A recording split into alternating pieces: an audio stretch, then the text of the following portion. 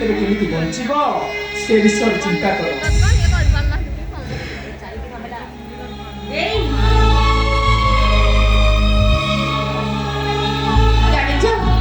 चारि दिन हेलानी बापा जरीरे कंपुचंती एपर्यंत भी मुठे भात भी ताको पेट को जाइनी। तमे औषध आनिछटी देला देला मु सेथुर बापा को गोटे पान खुआई दिए। अरे केमिति आनिबी कहूनु टंका न देले औषध कानी औषध को मना कर। मना कर दिला ताले आमे कोन हम बापा को औषध टिके देई परबानी। पंडा साहब एक घर क्या कर देले साई भाई मो को चाउ ना पंडा साहब को हुकुम आमे काली अक्षय तृतीय ऋण न सुझा स्वामी स्त्री दी जन पाखे मजूरी खटिबा साई भाई मुह को चाहू ना आम तो कहीं गुला माउसिया नौ ना बुड़ी गला लो बेपार बुड़ी गला कौन खाइबा केमिति बंचिबा अरे कौन केमिति बंचिबा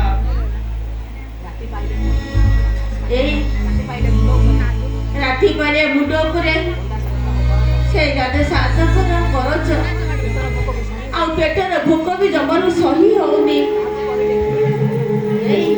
एबे हम कोन करिबा पेटर भूख तो जमानु भी सही होउनी।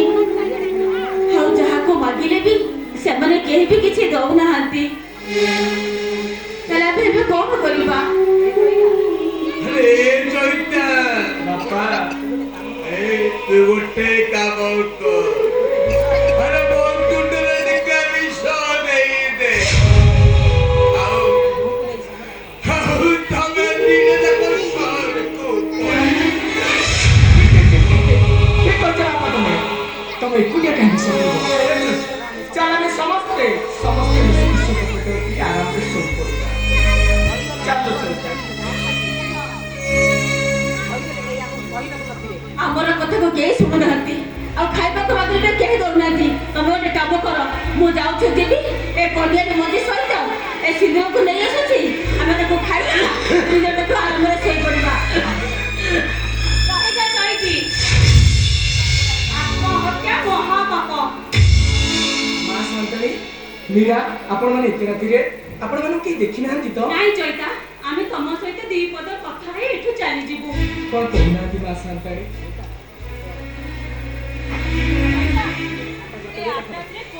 टंका अच्छी मां शांतनी ए टंका नहीं तमे तम बापा और स्त्री को धरी गां छाड़ी शीघ्र पळेई जाओ।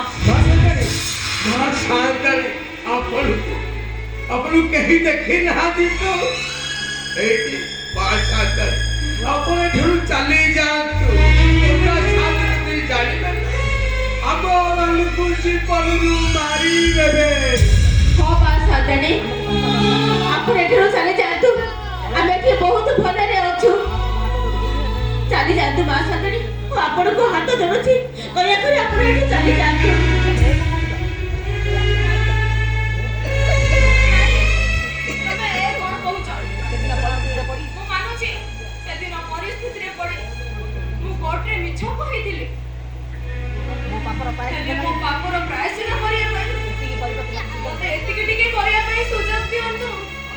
हाँ चैती नारी मथर सिंदूर नारी को दुर्बल कर दिए पुरुष पथरे ताको बंधा पकई दिए आमे सासु बहु दुई जण निज निजर मथर सिंदूर पाई आज विचार विमर्श हेइचु पापी और पाप को कोई नबकु आमे बाध्य हेइचु आमे हम मथर सिंदूर पाई तम पाखरे हाथ जोड़ी क्षमा मागु जे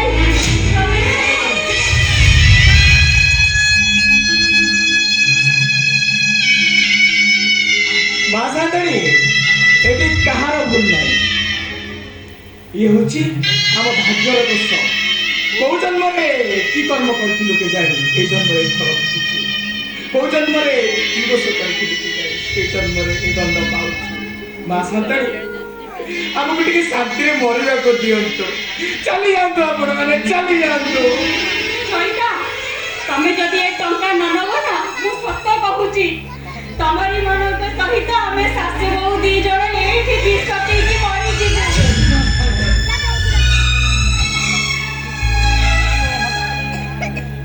ହେଲେ ହତଭାଗିନୀ ମାର ଅନୁରୋଧ ତମେ ରକ୍ଷା କର ଚଇତା। ନିଅ, ଏ ଟଙ୍କା ନିଅ। ବୋଲେ ମାଳି ଆସିଲା କଳି କାଳ ହେ ଗୋବିନ୍ଦ ହଇତା ହୋଇବେ ସାତ ପର ହେ ଗୋବିନ୍ଦ ଏ କଳି ଯୁଗ ସତ୍ୟବାଣୀ ହେ ଗୋବିନ୍ଦ ସୁର ପଣ୍ଡିତ ସୁଜ୍ଞାନୀ ହେ ଗୋବିନ୍ଦ ହରି ବୋଲ। ପିତାଶ୍ରୀ କଣ ହେଇଛି ନନ୍ଦୁ? ଏଠି ତ ଖାଲି ପ୍ରେମର ବନ୍ୟା ଉଛୁଳୁଛି। କଣ ହେଇଛି? ମୁଁ କହିଲି ଆମର ସେ କୁର୍ପି ଗାଡ଼ିଆଟା ଶୁକି ଯାଉଛି କାହିଁକି କାହିଁକି ପିତାଶ୍ରୀ? ଶେଷରେ ଶାଶୁ ବୋହୂ ଦିଟା ଏ ପଞ୍ଚାୟତ ଘରେ ବସିଲେ। ଛି ଛି ଛି ଛି ଛି ଇଚ୍ଛା ତ ହଉଛି ତମ ଦି ଜଣ ଯାକକୁ ମାଛ କଟା ପନିକି ଆଣିକି ତମ ବେକଟାକୁ କଚ କଚ କରି କାଟି ପକେଇବା। ଫାଟିକନା କେମିତି ନ କରିବି ପିତାଶ୍ରୀ? ଫାଟିକନା ଏ ଗାଁ ଲୋକ ଶୁଣିଲେ କଣ କହିବେ? ଏ ଦେଶର ବଡ ବଣ୍ଡାର ମାଇ ପୁଅ ବୋହୂ ଗୋଟେ ଗୋଛାୟତ ଘରେ ବସିଛନ୍ତି। ଆରେ ମୋ ମାନ ଇଜ୍ଜତ ରହିବ ତ? ଏ ଶାଲି ଭାଇ କିନିଆ ଆମ ବୋପା ପୁଅ ଦିଟାକୁ ରଖେଇ ଦବ। ଜମା ନ କରିବି ଏ ନନ୍ଦ ପିତାଶ୍ରୀ। ଆରେ ଇଏ କଣ ଗୋଟେ ଆଟାଜ ଧରିଛି? ଦେଖିଲୁ ଶଶୁର ପୁଅ ସେ ଆଟାଜରେ କଣ ରଖିଛି ଦେଖିଲୁ?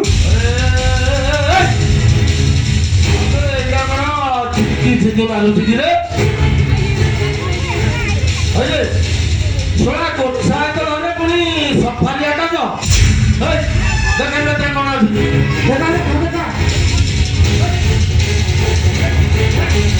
আরে দেখো না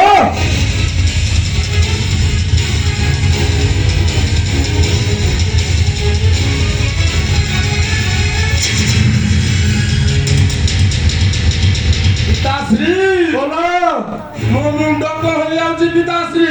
হ্যাঁ ଖାଲି ବିଡ଼ା ବିଡ଼ା ଟଙ୍କା ପିତାଶ୍ରୀ। ତମକୁ ହାତ ଯୋଡ଼ି ନେହୁରା ହେଉଛି। ସେ ଟଙ୍କା ତମେ ଚଇତାକୁ ଦେଇଦିଅ। ସେ ଟଙ୍କା ନେଇ ସେ ଗାଁ ଛାଡ଼ି ଚାଲି ଯାଅ। ତାକୁ ଦେଇଦିଅ। শোন ভাই কিনিয়া ମୋ ମୁଣ୍ଡ ତ ମା ଗରମ କରନା କହୁଛି। ବୋହୂକୁ ଧରି ଚୁପଚାପ ଘରକୁ ଯା। ଯା କହୁଛି ଯା। ତାକୁ ଦେଇଦିଅ ଏ ଟଙ୍କାକୁ। ତମକୁ ନେହୁରା ହେଉଛି। ଆରେ ଯା ପରା କହୁଛି।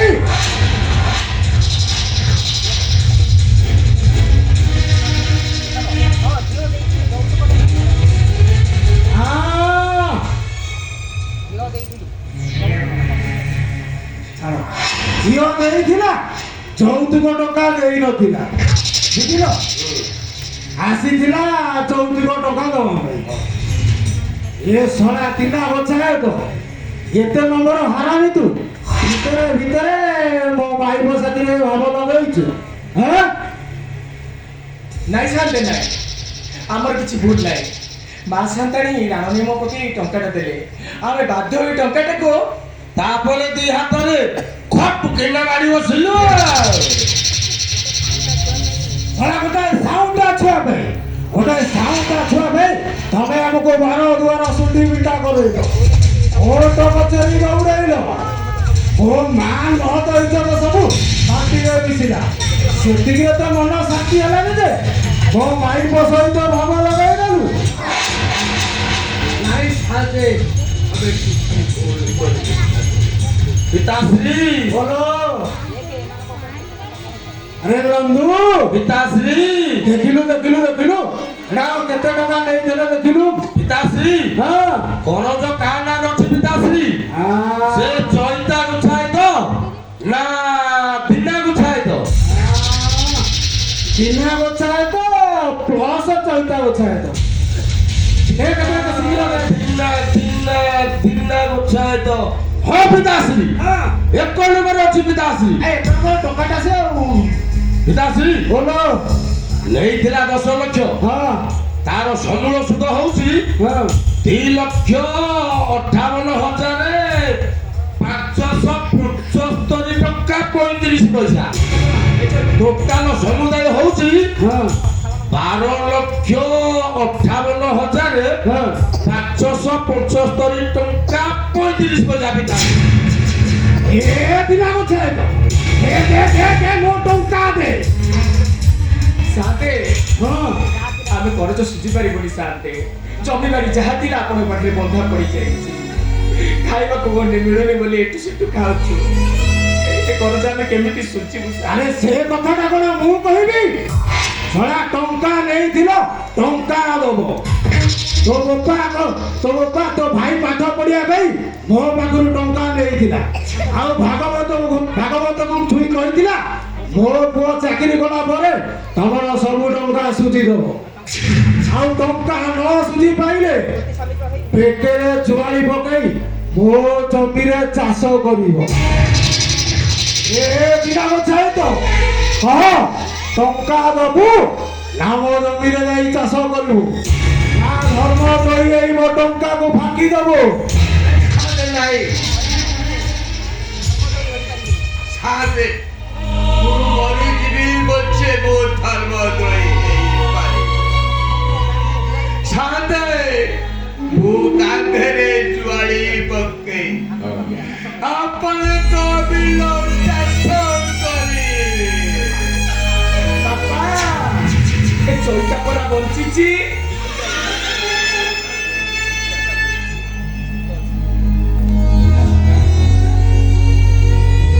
ପିତୃକୁଳ ଉଦ୍ଧାର କରିବା ପାଇଁ ଭଗୀରଥ ମସ୍ତକୁ ଗଙ୍ଗା ଆଣିଥିଲେ। ପିତୃମର୍ଯ୍ୟାଦା ରକ୍ଷା କରିବା ପାଇଁ ରାମଚନ୍ଦ୍ର 14 ବର୍ଷ ବନବାସକୁ ହସି ହସି ସହିଥିଲେ। ପିତୃ ସତ୍ୟ ପାଳନ କରିବାକୁ ଯାଇ ପିତାମହ ଭୀଷ୍ମ ସାରା ଜୀବନ ବ୍ରହ୍ମଚାରୀ ରହିଲେ। ମୁଁ ବି ସେମିତି ମୋ ପିତୃ ସତ୍ୟ ପାଳନ କରିବି। ବାପା ମୁଁ କାନ୍ଧରେ ଜୁଆଳି ପକେଇବି ବାପା।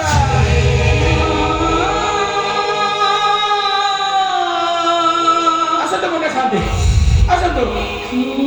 ବଳଦ ବେକରେ ଯେମିତି ଦୌଡ଼ି ଲଗେଇ ଘୋଷାରି ଘୋଷାରି ଟାଣି ନିଅନ୍ତି, ଠିକ ସେମିତି ଆମକୁ ଘୋଷାରି ଘୋଷାରି ଟାଣି ନିଅନ୍ତୁ। ଆସନ୍ତୁ ବଡ଼ ସାଥେ, ଆପଣଙ୍କ ମନରେ ଯେତେ ବି ରାଗ ଅଛି ଆପଣ ଏଠି ସୁଝାଇ ଦିଅନ୍ତୁ। ଆମ ପେଟରେ ଜୁଆଳି ପକେଇ ଆପଣ ଆମକୁ ଘୋଷାରି ଘୋଷାରି ନେଇଯାଆନ୍ତୁ। ବଡ଼ ସାଥେ, ଆପଣ ଆମ ପେଟରେ ଜୁଆଳି ପକେଇ ଘୋଷାରି ଘୋଷାରି ନେଇଯାଆନ୍ତୁ। ଆସନ୍ତୁ ଗୋଟେ ଶାନ୍ତି ଆସନ୍ତୁ।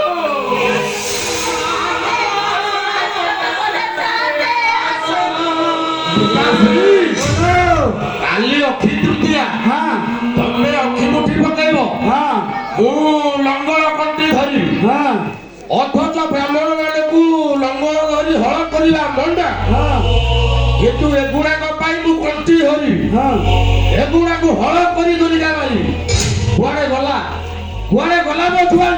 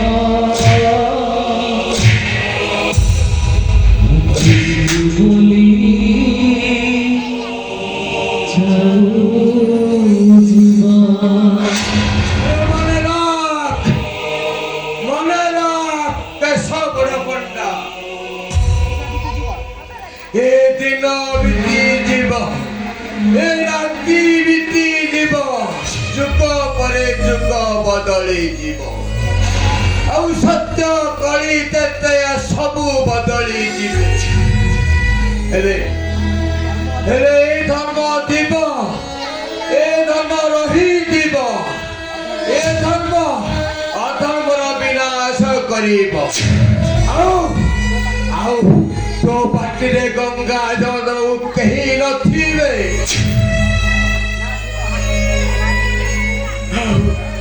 କୃଷ୍ଣ ବୋଲି ଗାଉଛି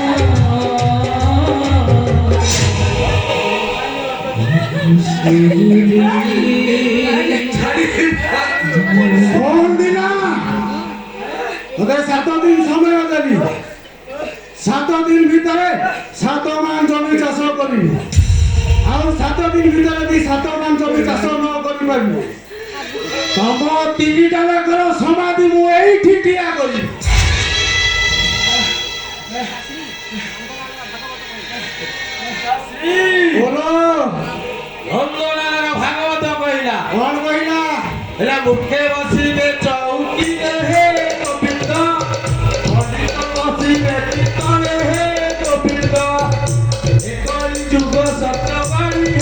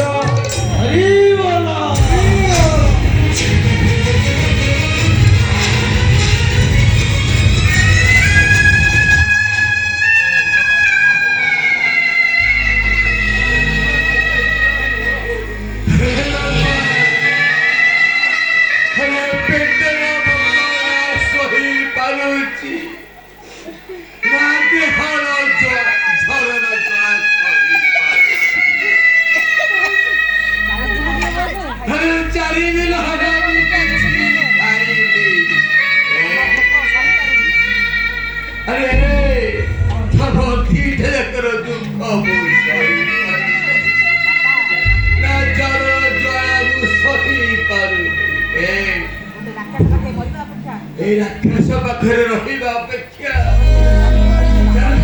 চাল ଆମେ ତିନି ଜଣ ବିଶ୍ୱବି ମରିଯିବା।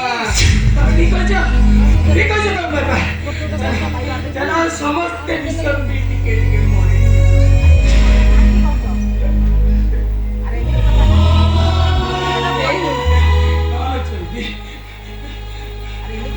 ତମେ ଏମିତି କଥା କାହିଁକି କହୁଛ? ତମେ କଣ ଶ୍ରବଣ କୁମାର ଠାରୁ ଅଧିକ କଷ୍ଟ କରୁଛ? ଆରେ ଶ୍ରବଣ କୁମାର ପରା ସେଇ ଅଧ ପିତା ମାତାକୁ ତୀର୍ଥ ଦେଖେଇଥିଲେ।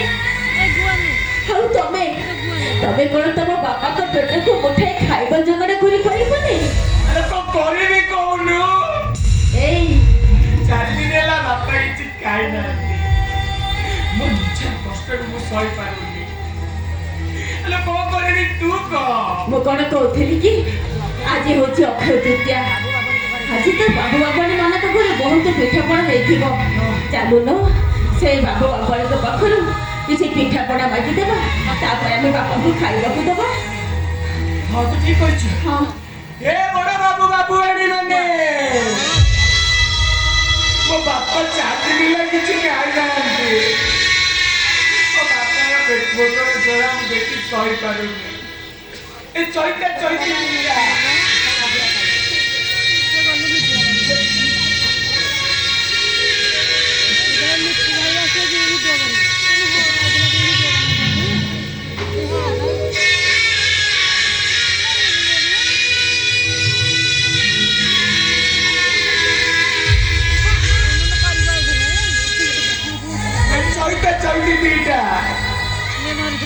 ଆପଣ ମାନଙ୍କୁ ଭିକ୍ଷା ମାଗୁଛୁ। ଆମକୁ ପିଠା ଗୋଟେ ଦିଅ।